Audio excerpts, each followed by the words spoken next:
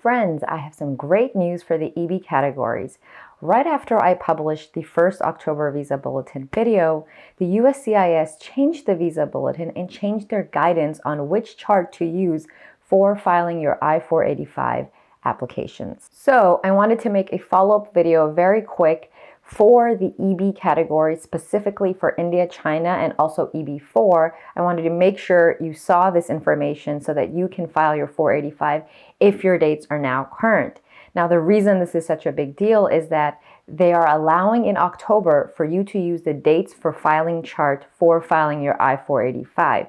Now, the dates for filing chart dates are way better than the dates in the final action dates. For EB India, I'm talking 2 to 5 years ahead. So again, the big news is that the EB categories can use the dates for filing chart in October. Again, this follow-up video is just for the EB categories, not the family categories. Now, let's take a quick look at what the dates actually look like in October. As you can see in this chart, EB1 is now at September 1, 2020 for both China and India. This is great news, and this probably means that many of you are now current and can move on to the next step. EB2 India is at 15th May 2011 and EB China is at October 1st, 2016. Now for India, this is a couple years ahead of where it was in the last bulletin. Moving on to EB3, India is at January 1, 2015, and I believe this is a 5-year movement forward from the last bulletin, which is incredible. And EB3 China is at June 1st, 2018. In the EB4 category, we have good news from Mexico, which is now current, which means if you are in the EB4 category and you are from Mexico, you can now file your 485 adjustment of status application. Also, the EB4 category for El Salvador, Guatemala, and Honduras, the dates are much better in this chart. We are at February 1, 2018.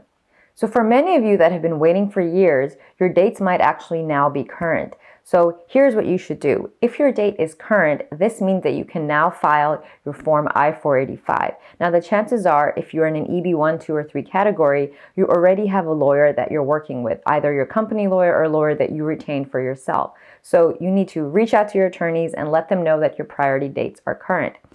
Now, I've been getting questions, what happens if I miss these priority dates by just a few days or a week or 2? Can I still file? No, you can't. You'll just have to monitor and see what happens in November if they inch up to your dates. Now, the next thing I want to mention is that EB3 India dates are actually far ahead of EB2 India dates. So there are a lot of people who are probably going to downgrade from the EB2 to EB3 category so that they can take advantage of that priority date. Now, this again is something you should consult your immigration attorney about, because what's going to happen in October is there's going to be a flurry of people that downgrade from EB2 to EB3, and then that might actually affect the dates in November, and it's possible the EB2 dates might be looking better. So it is a risk, and it's something you need to weigh with your immigration attorney, whether it makes sense to downgrade or not, and if you can even do it. So, ask them if it's a possibility, and if it is, what are the risks, and is it worth it? Right? So these are some of the things to look out for. Congratulations if your priority date is finally here. Make sure you get those I-485s filed in October. All attorneys are aware of this news, and they're going to have their hands busy in October. Lastly, once you do get your I-485s in, processing times are still slow. So I just wanted to point out that these are the current processing times, the ranges that the USCIS is providing on their website for these service centers. So depending on where your application ends up in, these are the times you're looking at. Now, again, these are just directional. You can fall in either end of these ranges. You can fall in the middle. And if you fall well outside and things are taking longer, you can always inquire. Keep in mind that processing times are always changing. We have a lot going on in the world right now with a pandemic, with upcoming elections, and we know that the USCIS is struggling financially. So these ranges can change anytime, but continually monitor them and check in with your attorneys, because attorneys can see how their other clients are progressing, and they can give you more current estimates based on who they are working with directly. All right, folks, I hope this update was helpful. And just one more thing, where I actually got this information from. Within the visa bulletin, there is a link at the very top that takes you to a page like this, and this tells you which chart to use for your adjustment of status applications.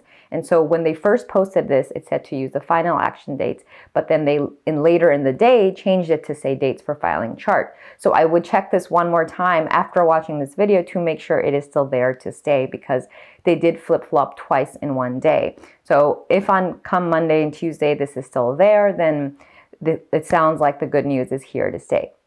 If you found this video helpful, hit the like button below. Be sure to subscribe so you don't miss our next update, and I will see you in the next video.